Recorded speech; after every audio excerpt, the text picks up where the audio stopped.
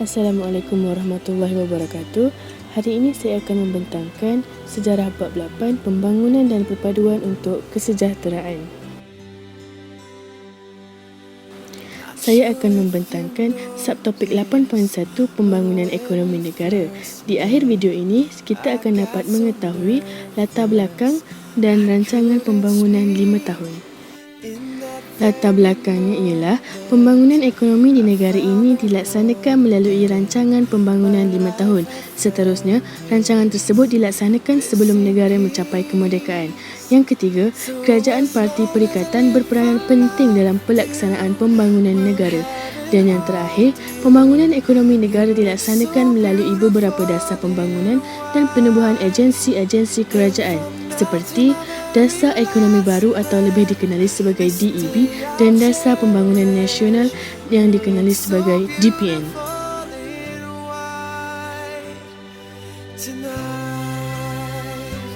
Seterusnya ialah perkembangan rancangan pembangunan 5 tahun. Rancangan pembangunan 5 tahun terbahagi kepada 2 tahap iaitu tahap pertama dan tahap kedua. Tahap pertama adalah pada tahun 1956 hingga tahun 1970, manakala tahap kedua pula daripada tahun 1971 hingga ke tahun 1990. Kita mulakan dengan tahap pertama. Tahap pertama mempunyai 3 peringkat. Peringkat yang pertama ialah Rancangan Malaya Pertama pada tahun 1956 hingga tahun 1960. Rancangan Malaya Pertama dilaksanakan sebelum negara mencapai kemerdekaan. Rancangan ini memberi keutamaan kepada pembangunan penduduk luar bandar.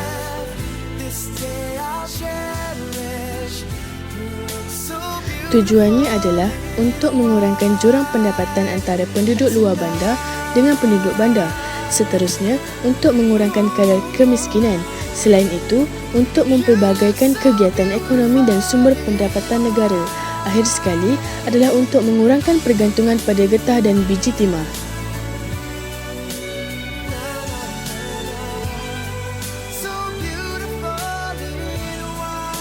Rancangan ini merupakan rancangan pembangunan bersepadu yang melibatkan sektor ekonomi, sosial dan awam. Pembangunan sektor ekonomi melibatkan pembukaan kawasan tanah baru, penanaman semula getah dan banyak lagi.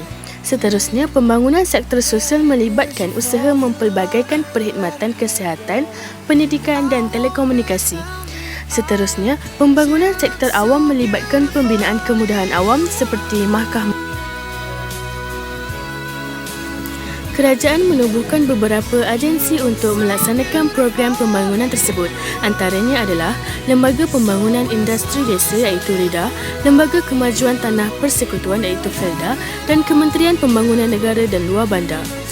Seterusnya, Datuk Abdul Razak bin Datuk Husin selaku Timbalan Perdana Menteri telah menerajui Kementerian Pembangunan Negara dan Luar Bandar pada tahun 1959.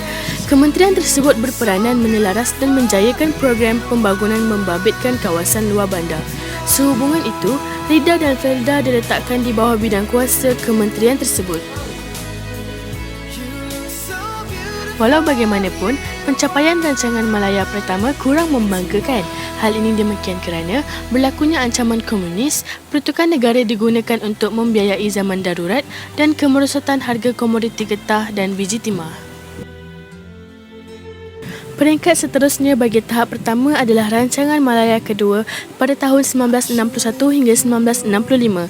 Rancangan Malaya Kedua ini meneruskan matlamat Rancangan Malaya Pertama untuk membangunkan kawasan luar bandar. Tujuan Rancangan Malaya Kedua ini ialah untuk mengurangkan jurang pendapatan antara kawasan luar bandar dengan kawasan bandar, untuk mengurangkan kadar kemiskinan penduduk dan untuk meningkatkan taraf hidup penduduk. Laksanaan program pembangunan ini dipantau melalui menubuhkan bilik gerakan negara untuk menyelaras program pembangunan di pelbagai peringkat dan memperkenalkan buku merah untuk memudahkan pengesanan perkembangan program pembangunan. Peringkat terakhir bagi tahap pertama ialah Rancangan Malaysia Pertama 1966 hingga 1970. Rancangan Malaysia Pertama dilaksanakan selepas penubuhan Malaysia pada tahun 1963 yang menakumi Sabah dan Sarawak. Rancangan ini berteraskan integrasi nasional ke arah pembangunan. Rancangan ini juga melibatkan pembangunan yang bersifat bersepadu dan melibatkan semua aspek ekonomi. Rancangan Malaysia pertama berusaha untuk mempelbagaikan kegiatan pertanian dan perindustrian.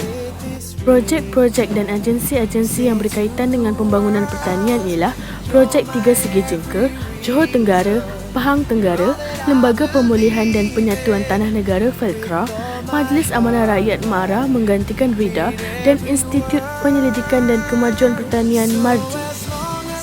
Walau bagaimanapun, pencapaian ekonomi negara terjejas berikutan tragedi 13 Mei 1969. Sehubungan itu, strategi pembangunan seterusnya lebih berteraskan perpaduan dan mengurangkan jurang pendapatan antara kaum. Ekoran itu, DEB diperkenalkan sebagai strategi pembangunan jangka panjang. Kita berpindah pula pada tahap kedua rancangan pembangunan 5 tahun. Tahap kedua ini mempunyai 4 peringkat. Peringkat yang pertama adalah Rancangan Malaysia Kedua pada tahun 1971 hingga tahun 1975. Rancangan Malaysia Kedua ini digubal serentak dengan DEB untuk membasmi kemiskinan tanpa mengira kaum, meningkatkan pendapatan rakyat dan untuk menyediakan peluang pekerjaan dan untuk menghapuskan identiti kaum mengikut fungsi ekonomi. Agensi-agensi yang ditubuhkan untuk melaksanakan program pembangunan wilayah adalah Lembaga Beras dan Padi Negara, Lembaga Kemajuan Ikan Malaysia, Perbadanan Kemajuan Bandar iaitu UDA, Pihak Berkuasa Kemajuan Pekebun Kecil Perusahaan Getah RISDA, Petroleum Nasional Berhad Petronas dan Perbadanan Kemajuan Ekonomi Negara. Peringkat seterusnya bagi tahap kedua adalah Rancangan Malaysia Ketiga 1976 hingga 1980. Rancangan Malaysia Ketiga ini digubal untuk meneruskan Rancangan Malaysia Kedua untuk menyokong matlamat DEB, membasmi kemiskinan dan menyusur semula masyarakat, meneruskan program pembangunan pertanian dan perindustrian, meningkatkan taraf hidup penduduk, menambah peluang pekerjaan dan untuk meningkatkan produktiviti pekerja. Agensi-agensi pembangunan wilayah yang ditubuhkan ialah Lembaga Kemajuan Johor Tenggara Kejora, Lembaga Kemajuan Terengganu Tengah ke Tengah, Lembaga Kemajuan Kelantan Selatan ke Kedah dan Lembaga Kemajuan Pahang Tenggara Dara. Rancangan ini memberikan keutamaan kepada penanaman getah dan kelapa sawit. Sementara itu, agensi pembangunan wilayah berperanan penting memajukan sektor industri dan membangunkan bandar baharu. Peringkat seterusnya bagi tahap kedua ialah Rancangan Malaysia Keempat 1981 hingga 1985. Rancangan Malaysia Keempat ini dilaksanakan dengan mengambil kira matlamat DEB dan meneruskan pembangunan dalam Rancangan Malaysia Ketiga. Tumpuan rancangan ini ialah untuk menggalakkan perkembangan industri berat berasaskan pelaburan modal, untuk menggunakan teknologi moden dan untuk melahirkan tenaga mahir. Langkah yang diambil oleh kerajaan ialah menubuhkan Perbadanan Industri Berat Malaysia HIKOM pada tahun 1980, menarik pelaburan asing, menggalakkan pembukaan industri baru di kawasan perindustrian dan mewujudkan zon perdagangan bebas. Manakala kajian yang dilaksanakan oleh kerajaan ialah Kajian Dasar Perindustrian Malaysia dan Pelan Induk Perindustrian. Dasar-dasar baharu yang diperkenalkan untuk menggalakkan penglibatan sektor swasta ialah Dasar Penswastaan dan Dasar Pensyarikatan Malaysia. Penglibatan sektor swasta berupaya mengurangkan beban kewangan kerajaan. Skim amanah telah diperkenalkan untuk mengimbangi pemilikan modal dan saham antara kaum. Antaranya ialah menubuhkan Pemodalan Nasional Berhad dan melancarkan Skim Amanah Saham Nasional ASN. Peringkat terakhir bagi tahap kedua ialah Rancangan Malaysia Kelima pada tahun 1986 hingga 1990. Rancangan ini merupakan rancangan 5 tahun yang terakhir. Rancangan ini menjadi penentu kepada pencapaian DEB yang tamat pada tahun 1990.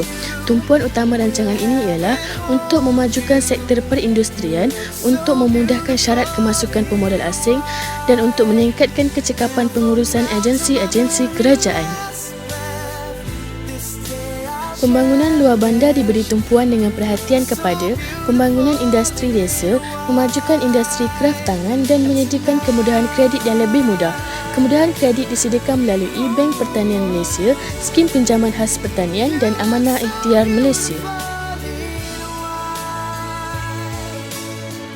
Manakala perkembangan sektor pelancongan pula diberi tumpuan melalui penubuhan Perbadanan Pelancongan Malaysia dan Pelancaran Tahun Melawat Malaysia.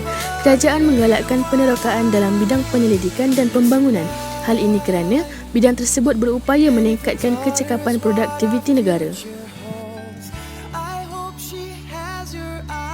Akhir sekali adalah penilaian terhadap rancangan pembangunan 5 tahun. Rancangan ini telah menunjukkan pencapaian yang membanggakan.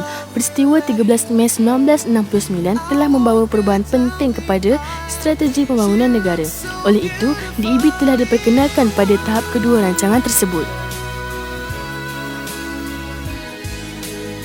DEB berjaya menunjukkan pencapaian melalui penurunan kadar kemiskinan, merapatkan jurang antara wilayah dan kaum, KDNK pendapatan per kapita dan pemilikan modal saham Bumi Putera meningkat dan mengurangkan pemilikan modal asing. Dah habis. Semoga video ini dapat memberi kefahaman kepada sesiapa yang menonton. Sekian, terima kasih.